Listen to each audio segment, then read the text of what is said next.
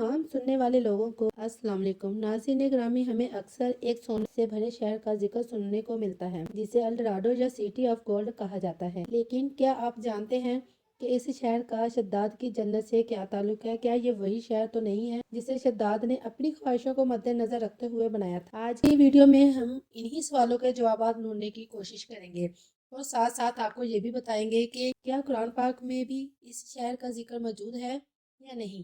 दोस्तों, कौमे आद में दो भाई थे जिनमें से एक का नाम शदीद था जो बड़ा था, जबकि दूसरे का नाम शद्दाद था जो उसके बाद तख्त नशीन हुआ। ये दोनों वसी इलाके पर काबिज हो गए और बेशुमार लश्कर और खजाने इन्होंने जमा कर लिए। इस दौर में किसी बादशाह में इतनी जुर्रत और ताकत नहीं थी कि इनका मुकाबला कर सके। इस तसल्लुत और गलबे ने खास तौर पर शद्दाद को इतना मगरूर और मुतकब्बिर कर दिया कि उसने खुदाई का दावा कर दिया। उस वक्त के उलमा और सालिहीन ने, जो कि साबके अंबिया के उलूम के वारिस थे, इसे समझाया और अल्लाह के अजाब से डराया। तो वो कहने लगा कि जो हुकूमत और दौलत और इज्जत इसको अब हासिल है, इससे ज्यादा अल्लाह ताला की इबादत करने से क्या हासिल होगा। जिस पर समझाने वालों ने ये भी कहा कि ये हुकूमत और दौलत फानी चीज है, जबकि अल्लाह ताला की अतायत में आखिरी निजात और जन्नत का असूल है जो दुनिया की हर दौलत से बेहतर और ज्यादा कीमती है। इसने पूछा कि ये जन्नत कैसी होती है, इसके तारीफ और खूबी बताओ। नसीहत करने वालों ने जन्नत की वो सिफात जो अंबिया कराम की तालीमात के जरिए आपको मालूम हुई थी, इसके सामने रख दी। तो इसने कहा कि मुझे इस जन्नत की जरूरत नहीं है, ऐसी जन्नत तो मैं खुद दुनिया में बना सकता हूँ। लिहाजा तमाम आलमों को दिखाने की खातिर शद्दाद ने अपनी जन्नत बनाने का फैसला किया। पहले इसने अपने मोतबर सरदारों में से 100 आदमियों का इंतखाब करके इन्हें जन्नत बनाने के लिए निगरान मुकर्रर किया और हर एक सरदार के साथ हजार हजार आदमी मुतय्यन किए। इसके बाद जमीन में दफन तमाम खजाने निकलवाए गए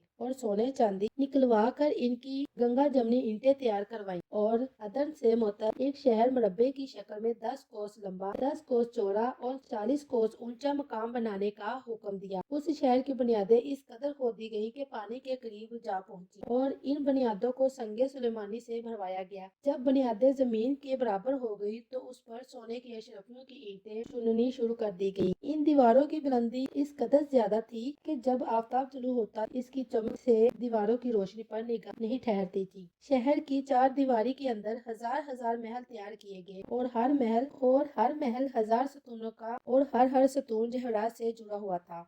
और शहर के दरमियान में एक नहर बनाई गई और हर मकान में हाउस बनवाए गए और शहर की बड़ी नहर से शाखें निकलवाकर हर मकान तक एक एक नहर पहुंचाई गई और इन नहरों को हाउस से जोड़ दिया गया। हाउस के फर्श पर यकूत, जमूरत, मीरजान और नीलम की तह बिछाई गई और इन किनारों पर दरख्त बनाए गए जिनकी जड़ें सोने की, शाखें और पत्ते जमूरत के और फलों फल इनके मोती, यकूत, दीगर जवाहरात के बनवाए गए। जब इस अंदाज का शहर बन के तैयार हुआ तो हुक्म दिया गया सारे शहर में कालीन और फर्श पर रेशमी सरले बिछा दिए जाए और सब मकानों में तरतीब से सोने चांदी के बर्तन चुनवा दिए गए और जो में दूध, शराब, शहद और शरबत जारी करवा दिए गए और बाजारों में दुकानों को भी तनखाबे जरतूजी के परों से मुज़य्यन किया गया। हर पेशे और हुनर वाले को हुक्म दिया गया और वो अपने अपने पेशे और हुनर में मशगूल हो जाए और अमवाए इकसाम के मेवे, तरह तरह के उम्दा लजीज पकवान सभी शहर वालों को पहुंचाया करें। मुख्तसिर ये 12 वर्ष शहर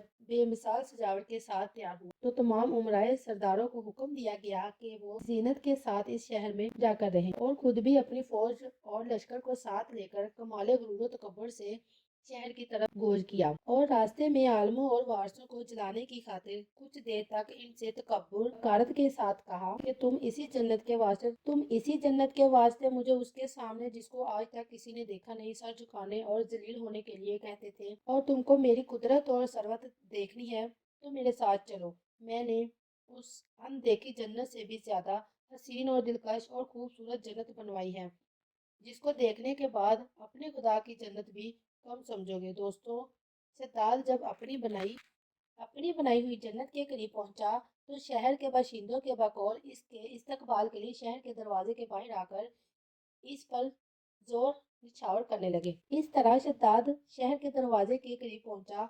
इसका एक कदम बाहर एक दरवाजे के अंदर था کہ آسمان سے ایک کڑکدار آواز آئی کہ تمام مخلوق ہلاک ہو گئی اور بادشاہ بھی وہی دروازے پر گر کے مر گیا، اور اس شہر کو دیکھنے کی حسرت کہ کس محنت اور مشقت سے اس کو تیار کیا تھا دل ہی میں اپنے ساتھ لے گیا۔ شداد اور اس کی جنت کے انجام کے بارے میں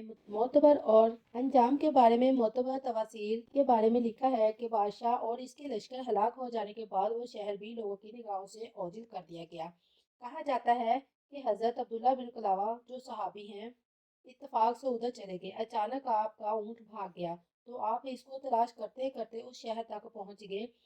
جب اس کے میناروں اور دیواروں پر نظر پڑی آپ بے ہوش ہو کر گر پڑے، اور جب ہوش آیا تو سوچنے لگے کہ اس شہر کی صورتحال ایسی نظر آتی ہے جیسی نبی کریم صلی اللہ علیہ وآلہ وسلم نے ہم سے شداد کی جنت کے بارے میں بیان فرمائی تھی۔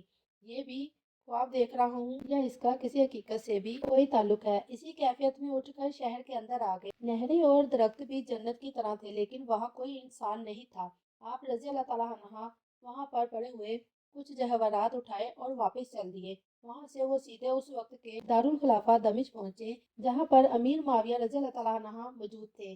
وہاں جو شخص ماجرا ان کے ساتھ پیش آیا تھا انہوں نے بیان کیا۔ حضرت امیر معاویہ نے ان سے پوچھا وہ شہر آپ نے حالت بیداری میں دیکھا تھا کہ خواب میں؟ حضرت عبداللہ نے بتایا میں بالکل بیداری میں دیکھا تھا۔ حضرت عبداللہ نے بتایا کہ میں نے بالکل بیداری میں دیکھا تھا۔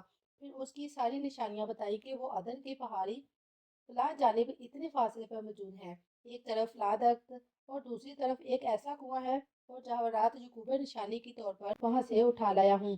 حضرت امیر معاویہ یہ ماجرا سن کر بڑے نہایت ہی حیران ہوئے، اور پھر اہل حضرت سے معلومات حاصل کی گئی کیا واقعی دنیا میں کوئی ایسا شہر بھی بسایا گیا تھا جس کی اینٹیں سونے چاندی کی ہوں؟ علماء نے بتایا ہاں، قرآن میں بھی اس کا ذکر آیا ہے، لیکن اللہ تعالیٰ نے لوگوں کی نگاہوں کی نظروں سے دور چھپا دیا تھا۔ اللہ تعالیٰ نے لوگوں کی نظروں سے دور چھپا دیا گیا۔ علماء نے بتایا آپ رضی اللہ تعالیٰ عنہ نے یہ بھی فرمایا ہے کہ آپ صلی اللہ علیہ وسلم نے یہ بھی فرمایا ہے کہ میری امت میں سے ایک آدمی اس میں جائے گا اور وہ چھوٹے قد اور سرخ رنگ کا ہوگا، اس کے ابرو اور گردن پہ 2 تیر ہوں گے، وہ اپنے اونٹ کو ڈھونڈتا ہوا اس شہر میں پہنچے گا اور وہاں کے عجائبات دیکھے گا۔